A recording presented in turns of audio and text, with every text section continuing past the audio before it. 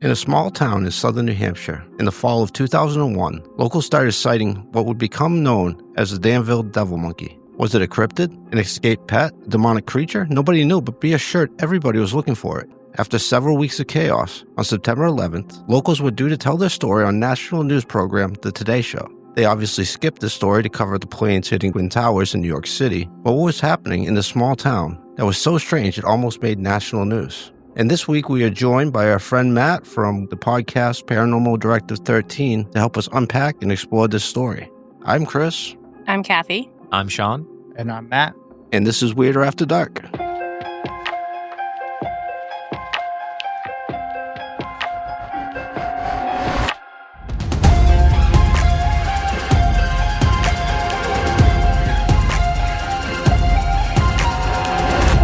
All right, gang, we are back with our Three-Eye Atlas superstar, Matt from Paranormal Directive 13. Matt, I don't know if you feel at this point, but I feel like it's like Avi Loeb from Harvard and you are leading the charge on reporting. It's kind of how it feels a lot. Kathy was telling us earlier, Chris, that they're like, we're getting all our updates from Matt. We know what's going on from his Instagram updates. I need an update from Matt. I haven't done one in a while. I know. That's why we're asking for we it. had you on. Couple weeks ago, it came out from behind the sun sooner than everyone expected, which was a major issue. The whole thing was we weren't supposed to see it till the end of November, early December, so like right around now. But we started being able to see it again on like November 5th. And so it somehow sped up on its own. They called it non-gravitational acceleration. It wasn't pushed from the sun gravity. It wasn't pushed by anything else. Some people say that it's from outgassing of jets from the ice and all that, but it's not enough to make it move as quickly and change as much as it did. So they really don't know how that happened. And then NASA went on and they finally released the high-rise photos that they'd been holding since October. And they had this whole press conference around it, which was weird enough in and of itself. And then the whole conference was basically just super demeaning, essentially saying, you guys are idiots. This is a comet. And they just repeated the same thing over and over. Weren't the photos like blurry as and they were all terrible hell too? Yeah. I think people had some unrealistic expectations with it. It was only going to be a couple pixels wide anyways, but they were terrible. And then like a week after that, we got pictures from this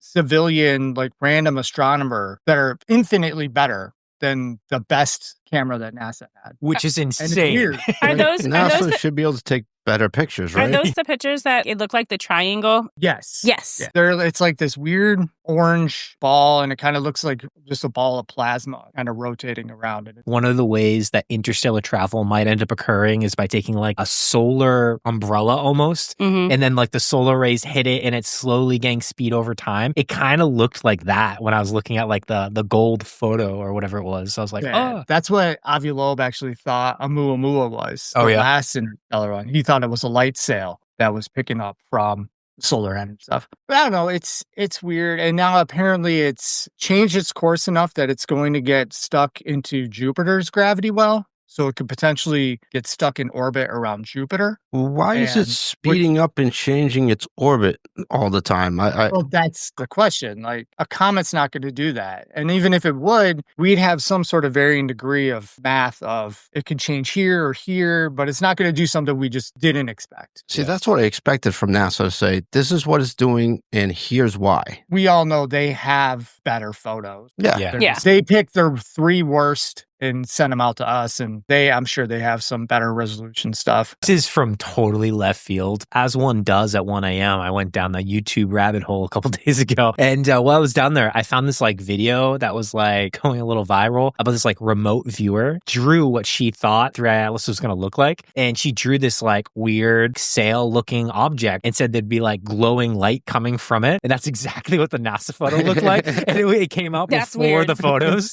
And I was like, oh, maybe remote viewing is so real. Remote viewing is so weird. There's got to be something to it if you have so much military money put into it. They've done so much work on it. They're not going to spend billions and billions for literally nothing. So one of our more recent guests, Matt, Intuitive Nicole, she can remote view. She did a couple remote viewing sessions for us and was mentored by Angela Ford, who was hired by the U.S. government to go ahead and do remote viewing sessions. And I don't know how I feel about it, but it's weird. Hey, gang, by the time this episode drops, it is way past December 19th, so just wanted to drop in with a quick update. 3i Atlas has completed its closest approach to the Earth, and us Earthlings have been able to get a closer glimpse to what exactly this interstellar visitor is. NASA has gone ahead and released multiple new photographs that are a much higher resolution, and sadly, it is just a comet. So if you were hoping for the alien takeover, prayers up. Maybe 2026 we'll have something in store for you. Back to the episode. Well, Chris, we go from interstellar comets to devil monkeys. What do you got for us today? Oh, you guys want to get weird? Yeah. Okay. So Danville, New Hampshire. It's a small bedroom community, meaning most of the people commute to the greater Boston or greater Manchester area for work. And if you miss Danville while you're driving up 111A, nobody's going to blame you. It's a very small, unassuming town. It's a nice place. It's known for, well, nothing. Really. But that was until the fall of 2001, when this quiet and modest town of just over 4,000 people almost made the national news. And I want to tell you guys that story. So Danville Fire Chief Dave Kimball was driving down Kingston Road on September 3rd, just before the intersection of Main Street. He was startled when a creature seemingly dropped from the tree overhanging the street and landed in front of his truck. He slammed on his brakes, and the creature crossed right in front of him and darted into the woods. Dave could not believe his eyes.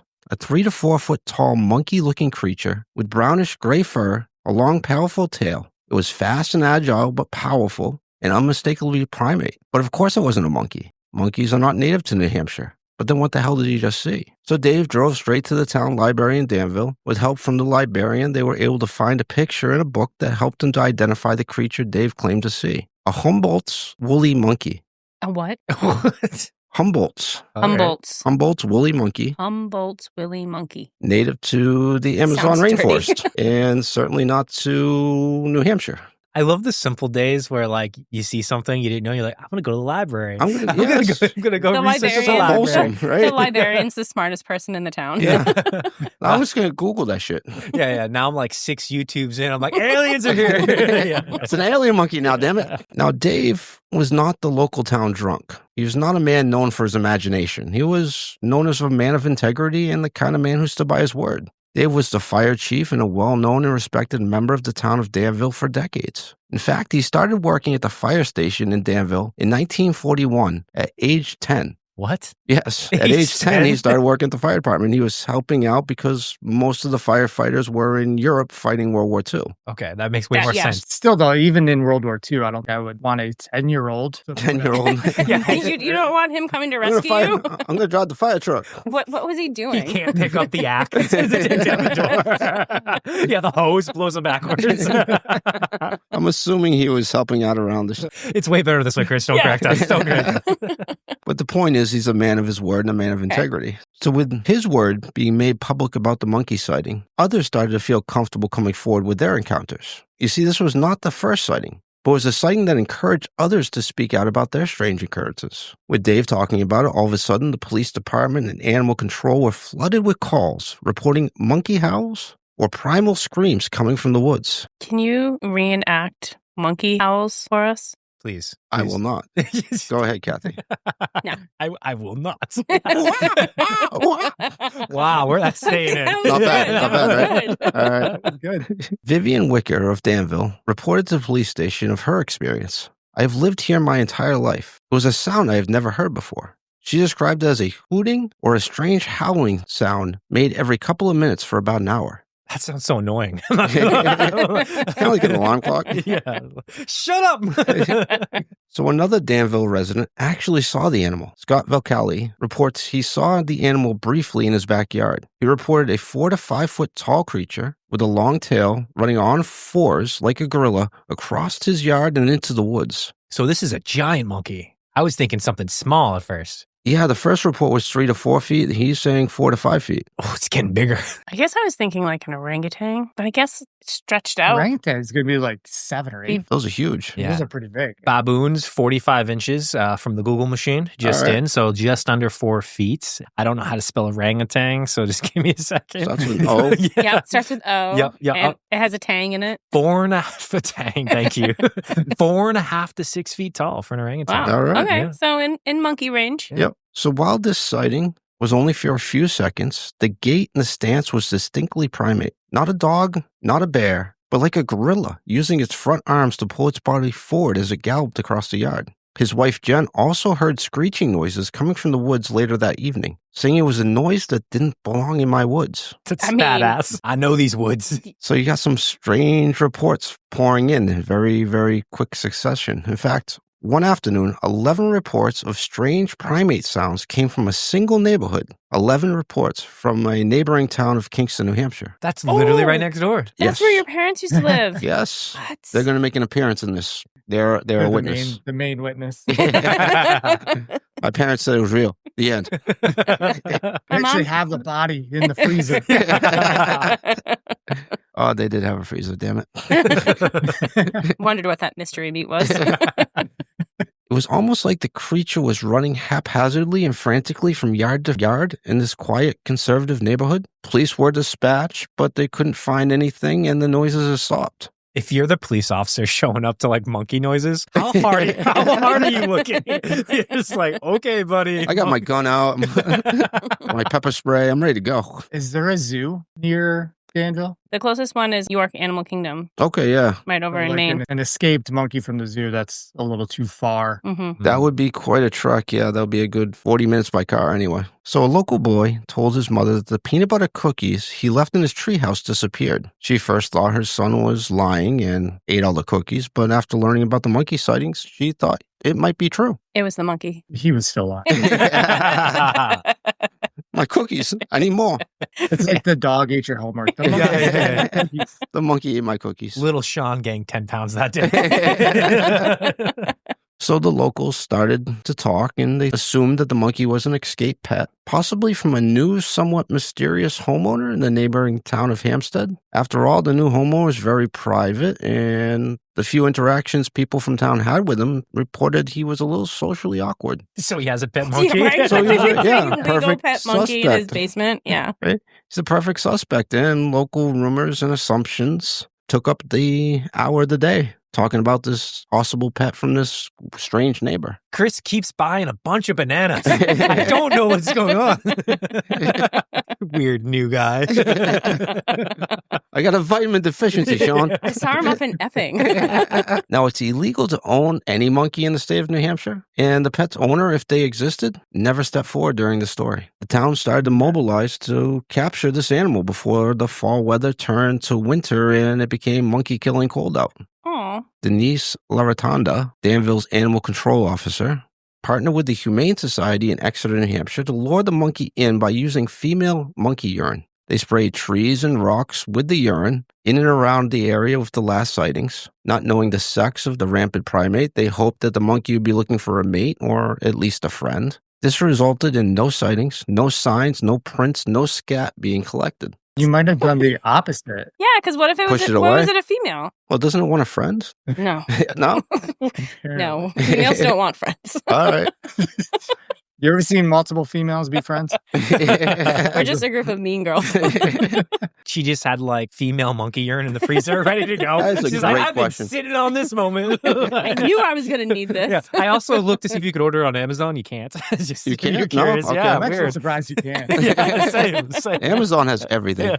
Rumors of aggressive behavior from the primate started to circle. Moms would not let their kids play outside. Pets were restricted to leashes. Windows were shut and locked. A local DJ even dressed up like a gorilla and danced provocatively to entice the monkey in to promote his radio station. That'll do it. And it worked. Wait, what? No, just kidding. It Oh, didn't work. I was like, wait, what? The monkey drops out of the tree, starts humping him. That Would have been great, but I would have told that story. But that's not how it happened. Damn it. So local New Hampshire news outlets started to cover the story. News 9 New Hampshire, News 5 Massachusetts, the Concord Monitor newspaper was writing a daily update on the latest sightings and attempts to capture the creature. The entire area was following the story and was keeping an eye out for any signs that could tie them to the local gossip of the day. The town and really the entire county at this point was swept up in monkey hunting madness. The Danville monkey remained elusive, something that was seen briefly, frequently heard, but impossible to catch. Now remember, this is a rural area, but not that rural. And a 3 to 5 foot monkey could not hide forever. The story gained national media attention, and Officer Laratandra from the Animal Control Office was scheduled to appear on ABC's The Today Show and share the local story with the United States as a whole. The September 11th story was scratched from the program when the news broke of the planes hitting the first Twin Tower right before she was scheduled to appear, and the media turned its attention to more pressing matters. Ooh, cover up. Mhm. Cover up for the monkey. Devil monkey cover up. Yes, that's the conspiracy theory there. You figured it out. Yeah. It took 24 years, but we're on to your U.S. government. Damn devil monkeys. It's so fucked up. Now, despite everybody in town looking and reporting, not a single picture or piece of scat or primate sign were ever discovered or collected. No prints, no nesting area, no half-eaten pieces of food we could get DNA or tooth marks from. No cookies? No No cookies. peanut butter cookies. No evidence of monkeys ever existed, other than the eyewitness reports. This was in 2001. 2001. Are you sure it wasn't your brother jumping from the trees? Okay, I didn't put that on the suspect list, but it's now on. I'm just saying. Also, 2001 had cell phones. Yeah. We could have taken a it picture wouldn't of be it. great quality, but there was a lot more cameras. If this thing was really running around town, I would have thought somebody would get at least a picture. So the monkey continued to haunt Danville to the rest of September, but disappeared come October. I did see one report in 2003, 2 years later, of a monkey sighting in Haverhill, Massachusetts. But it's Haverhill, so I'm not counting it because I've met people from Haverhill, and that's all I got to say. So was there a real monkey lost in town? Could he have been a misidentification that got the entire town seeing something that never really existed in the first place? Could he have been an escaped pet and been recaptured by his owner? Could the monkey have died of hypothermia in the cold and the body never be found? Or could it have been a cryptid that has been reported for the last 70 years roaming in and around the Appalachian Trail called the devil monkey? For the second part of the story, I want to make my case for a cryptid primate that might have visited Danville, New Hampshire. Now, I know monkeys running around in New Hampshire before you guys put this in the Chris and Matt Believe in Everything category.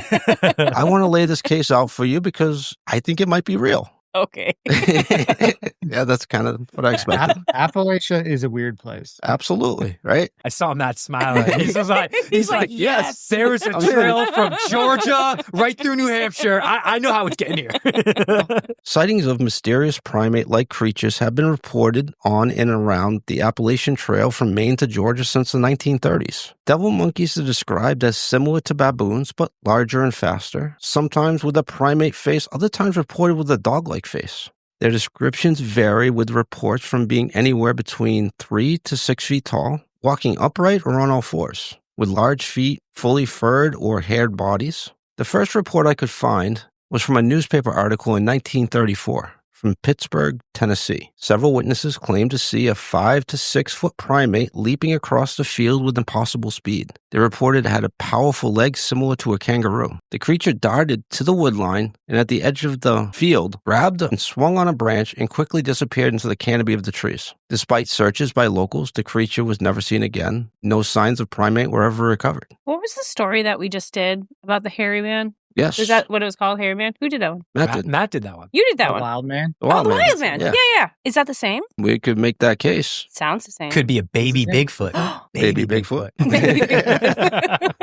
So, in 1960, in Saltville, Virginia, 2 nurses were driving home on a dark back dirt road right after the shift had ended at the hospital. They reported a 5 to 6 foot tall, aggressive, and violent primate dropped out of the tree branches onto the hood of the car, causing them to swerve and slam on the brake. The creature then reached over the windshield and started to tear the convertible top off the car. The evil monkey was desperately trying to get inside the car to the 2 terrified passengers. Why is he so angry? They floored it, and the primate was thrown from the car. They reported they were so scared they never turned around and never glanced in the rearview mirror to take another look. I looked for a while. I could not find any follow-up information, any pictures of damage to the car. I just found cryptologists repeating the story over and over again in different publications. But it's an interesting I lived in story. Virginia, and this sounds like a moonshiner fell out of the tree. Yeah, I totally subscribe to this 110%. Moonshiner in the trees. I love it. All right, this one has been debunked by Matt. Honestly, though, how scary would it be? You're just driving down the road and a monkey or some unknown animal falls from the tree and it's 3 to 6 feet tall and lands on top of your car. It starts to try to rip the convertible top off, my right? It God. just falls off, but it tries to rip your roof off. Yeah. Hell no. I don't know. I'm just thinking. I'm thinking that these two girls were. Oh, here comes Kathy's doing drugs again. They're on the drugs. Something was happening, and they had to explain how the car got all fucked up. Ooh, okay, then that's They're a on good the theory, shine. though. That's a good Yeah, theory. like somehow, like I don't know, maybe something, car accident, or they got into a fight with someone, and some crazy bitch comes out and starts ripping at the top. You know what, though? That's two things now. Missing cookies, devil monkey. Mhm. Car accident, devil monkey. monkey. Maybe this is something. I think we figured it out. In 1969, primate researcher Jack Renee looked into accounts of a 4 to 5 foot tall, long-tailed monkey-like beast in British Columbia, Canada. They were able to cast large 3-toe tracks that were similar to primate, but not from any known primate they could identify. The mysterious prints remain unidentified to this day. No other primate signs were discovered during their investigation. 1973, cryptologist Lauren Coleman investigated reports of monkeys with black bushy tails slaughtering livestock in Albany, Kentucky. Coleman, who did not see the beast for himself, however, was impressed by the number and the honesty of the people who sighted the primate. Now, most monkey species are strictly vegetarians, but there are some species that do eat fish and small rodents. I could not find any reports of primates killing or eating livestock, but it's an interesting take on this, right? The 3 toes, the 3-toe cast throws me. Because the only thing cryptid-wise with 3 toes is like the Van Meter visitor, which was like a pterodactyl or just other aliens. Yeah, that's Sam the Clown. Sam the Clown. Okay. I don't know what that is. Can you please elaborate? I on need to that? hear more about Sam the Clown. I was like, is this childhood trauma?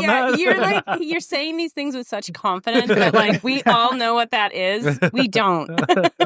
Sam the Clown is a cryptid I did a story on. He was in Europe, Okay. out of London. He had like a triangular eyes and a slit for a mouth, and he spoke through a microphone that wasn't plugged into anything, and he had blue gloved hands and triangular like 3-toed feet, and he ate by dumping berries in his ear, rolling them out his eye, and then swallowing them. Kathy, you're Sam the Clown laughing. is a crazy story. That's terrifying. He's describing it, and I'm like, like I think like the last time when I was in like my 20s, we went to a club and I saw someone dressed like that, and then he's like, puts the berries in the ear. Yeah, I'm definitely going back to listen to that episode. Yeah, that was two weeks ago. All right. That was Okay. Gang, tune in to Sam the Clown. Yeah, I need Paranormal more of that. The sightings and reports go on and on. Ohio, Virginia, Pennsylvania, Maine. Numerous hikers on the Appalachian Trail have heard primate noises as they make camp along the trail from Maine to Georgia. This has become part of the lore and legend associated with the trail, and stories circulate amongst the brotherhood of hikers that have completed this marathon-long trek. My girlfriend did the Appalachian Trail. I'm going to have to like text her and be like, Yeah, yo, any devil monkey monkey? noises? Like, what the hell? Text her now. We'll have her on.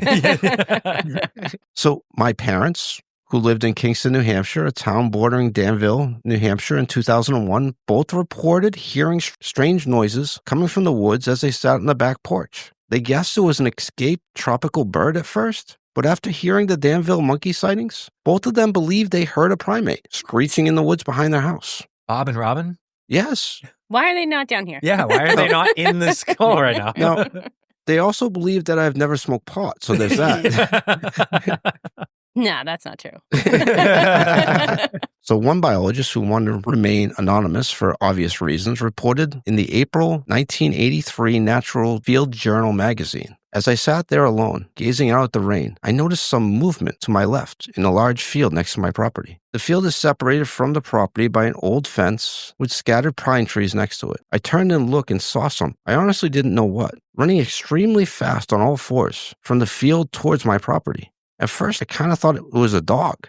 But then as it got closer, I realized I was wrong. The thing, whatever it was, ran on all fours to a spot in the fence where the trees were about 30 feet apart and leapt over the 5-foot fence in one hop. Once on my side of the fence, the thing stood up on 2 legs. It was only about 30 feet from me at that point. I got a really good look at it. It was about 4 feet tall, maybe a little bigger. It had really big yellowish eyes, large pointed ears, and had a sparse coat of shaggy fur.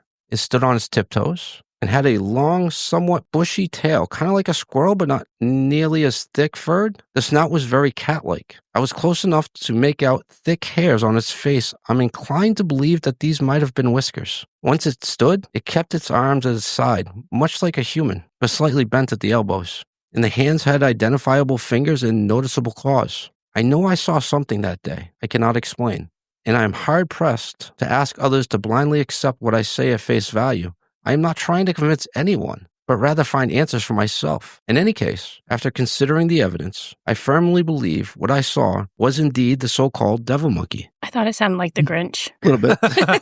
Like that's where my mind was going with like the hair and Yeah. the face and the whiskers. He saw all these details from 30 feet away. Yeah, in the rain. Keen eye. But can you see cat whiskers from 30 feet away? In the rain? I don't know. In the rain? I'd be the worst biologist. I didn't even know monkeys had whiskers. Do they? I Googled it. They do. This monkey does. Yeah, monkeys do in general. Humans are the only primates that don't have whiskers. You have heard whiskers. It here. Matt has whiskers. I mean, Chris has whiskers. I don't use them for sensory. Oh, I do. Come a little closer and find out. Feel your way through the crowd. So this leaves us with the question, why are all these people seeing wild monkeys across the United States and Canada? Is it a hoax? Escaped illegal pet? A defunct zoo releasing instead of exterminating their beloved monkeys? Or possibly an unknown species of primate roaming the local woods and mountains? A population so sparse that sightings remain uncommon or quickly explained away as misidentification or hoax.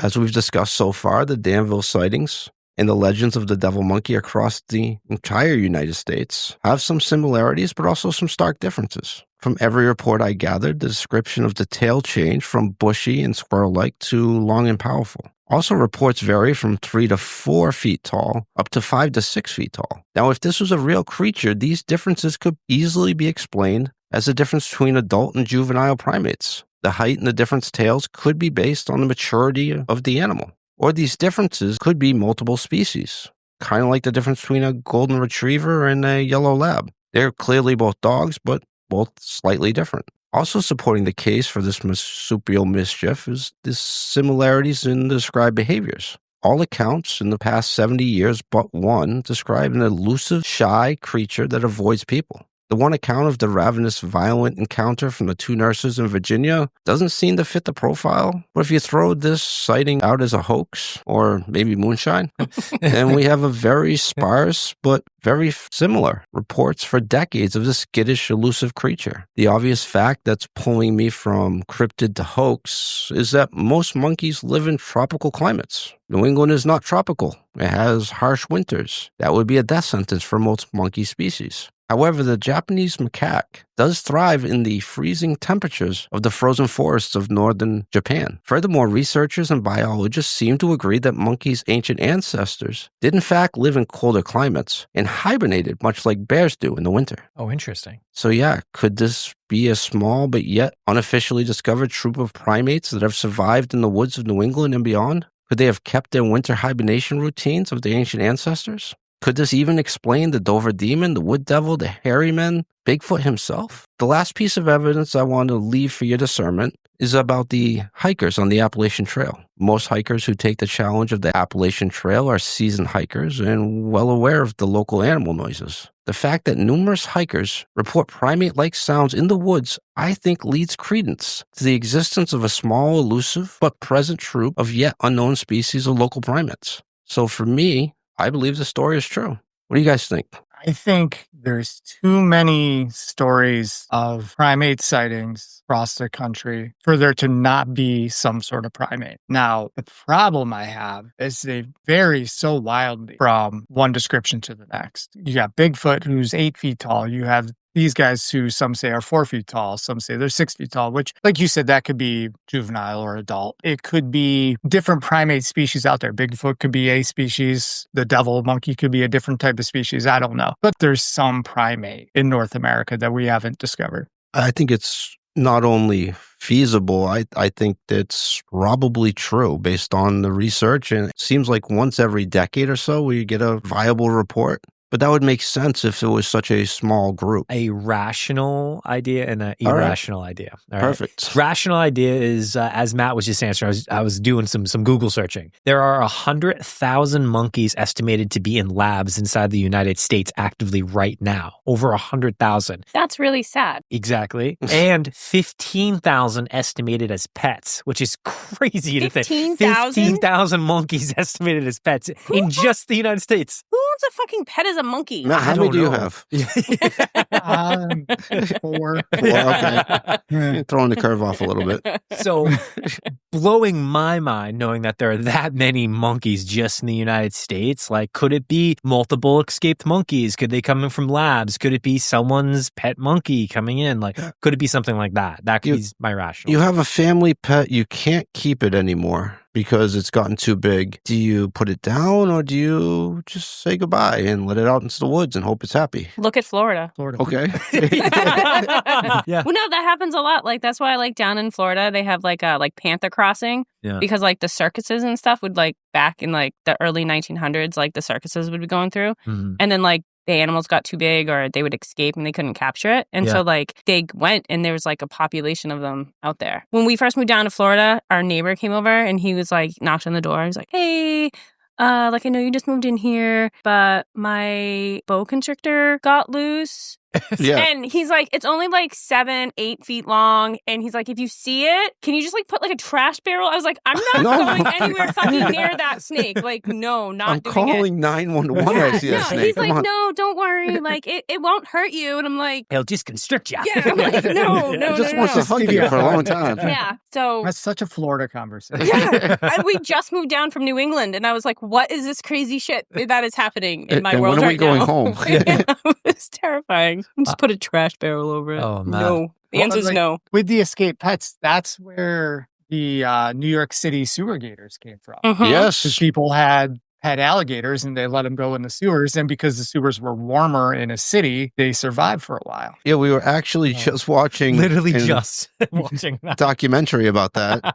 There was a real thing. Now, they were looking for him today and they didn't find anything, but this actually happened back in the 60s. And in like the late 70s, early 80s, when I was being potty trained, I remember like I heard the story about gators being in the sewers, and I was afraid to like be potty trained because I was afraid. Gator's going to come up and bite your ass. That's what I thought. I was afraid to sit on the toilet. I used to cry.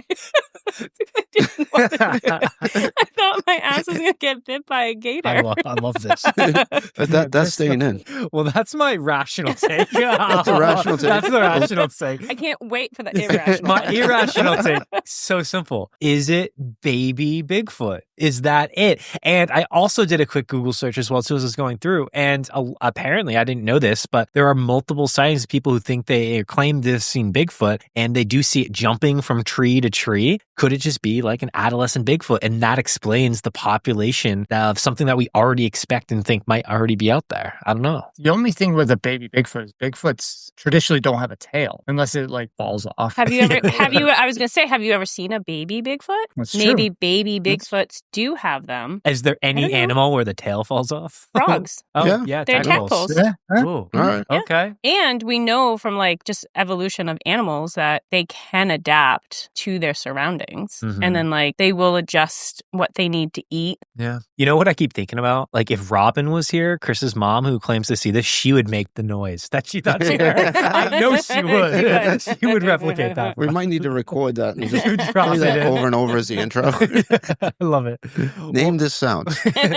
Well, Kathy, I guess that's Matt answered. I answered. I guess what's your take? Where you landing? I'm just gonna go with maybe it's an escaped pet that has just adapted to its surroundings over time and moved and populated. And if it is something that's out there, that's probably the most likely scenario. Either that or people are doing shit that they're not supposed to be doing, and they use it as an excuse. Yeah. You see that? Based on the Danville story, that makes sense because the monkey, as soon as October hit, wasn't heard from again. So he might have died because of the cold weather. You mentioned the monkey that's like in the cold. Is that the ones that you see that are like sitting in the hot springs, but there's like snow around them and they have like the ice on them? Yeah. That's the same The one? Japanese macaque. That's what that is? Yep. Okay. Kathy, you were saying something about the food. You would think a primate, like vegetarian or meat, because humans are primates. We eat meat and we're omnivores. So I was saying I think you could give a monkey a cheeseburger and it would be okay. Everything about that kind of makes me happy. I kind of want to give it a monkey like a happy meal. Now I'm thinking like maybe there's a new theory, like McDonald's is just employing a bunch of monkeys in like the back room. How many monkeys are being tested on? Yeah, I'm just saying. Or I read someone recommended us to do the story on the Montauk stuff. Did you see that on Reddit? Basically, they did a bunch of experimenting on animals on this like island off the coast of New York. Yeah, Long and they're Island. like, is that close enough to New England to do an episode? Well, I can't do that episode. I started researching. I might do it. Okay. I might just be like, little, it's kind of New It's England. outside. It's kind of outside. New England. It's like the cousin. I guess that's like what Stranger Things is like inspired from too, is the events of Montauk, which is really? like super interesting. Yeah. So anyways, well, Okay. maybe have to, stretch and say New York's part of the family for a weekend and then divorce them afterwards, Cool. Yeah, we'll do that. Yeah. You got against New York. Yeah. It's not you, Matt. We like some things It's in New York. just, I always was under the impression New York is part of New England. No. we don't even like to include Connecticut, but we do. And Connecticut's right in the middle. So. Yeah. Paranormal Directive 13's in New England, though. We'll give you that. We'll Yeah. give you that. Yeah, we'll extend that hint. Yeah. But Chris, what a cool story on the Danville Devil Monkey. Thank you so much for taking the time to share that. Yeah, I really don't know where I land on this one. I can't say hoax and I can't say it's real yet. You just said like 2 seconds ago that you thought it was real. Okay, You, yeah. I you do know think where it's you real. landed. Yeah, You yeah. landed you landed the plane in the airport of it's real. Have no shame. Have no shame. There are devil monkeys out there doing devil monkey Devil shit. monkey's real. Come on, guys. I love it. I love it. And Matt, thank you so much for joining us again for another episode. It's always such a blast when we have you in here. We always like to, whenever we have guests, roll out the red carpet for them at the end. So feel free to let the gang know. What do you got going on out there, man? Yeah, thank you guys for having me back. I love doing these episodes with you guys. They're so much fun. Yeah, we're still just plugging away on socials, YouTube, TikTok, and Instagram, all at Paranormal Directive 13. TikTok doesn't hate me as much as they used to. All right. That's good. That's good. I can't say I am officially a professional and I get paid to post on Instagram. I made a whopping 55 cents last month. Woo! Yes, Woo-hoo! get it. Making The money. word Make it AO, bomb. Matt. And I did just start a subreddit for Paranormal Directive 13. So Nice. there's not Very much cool. on there yet, but there is a subreddit r/Paranormal Directive 13. Oh, we will be on that. Yeah. Yeah. Well, on that, and we've got a large Reddit gang. So, gang, get out there to Paranormal Directive 13 subreddit and go drop some good kudos and thanks to Matt. You've heard his storytelling when we dropped the episode on the Wild Man in Connecticut. Yes. So, hell yeah. Matt, thank you so much for joining us. And gang, speaking about communities like Reddit, don't forget to go ahead and check out our Instagram. That is at Weirder After Dark. Well, Chris will be going ahead and dropping some images. So many monkey pictures. So many pictures of many monkeys. monkeys. Pictures being monkeys eating hamburgers. There's going to be Yeah. so many monkeys. It might not even be the devil monkeys. It's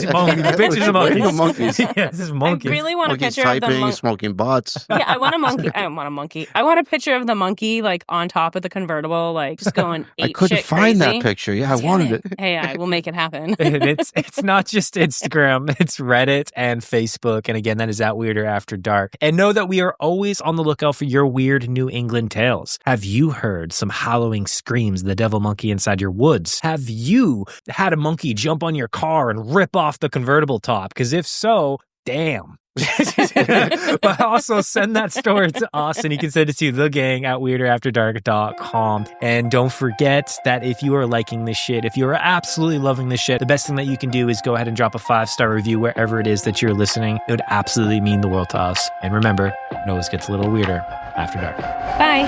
Thank you, guys.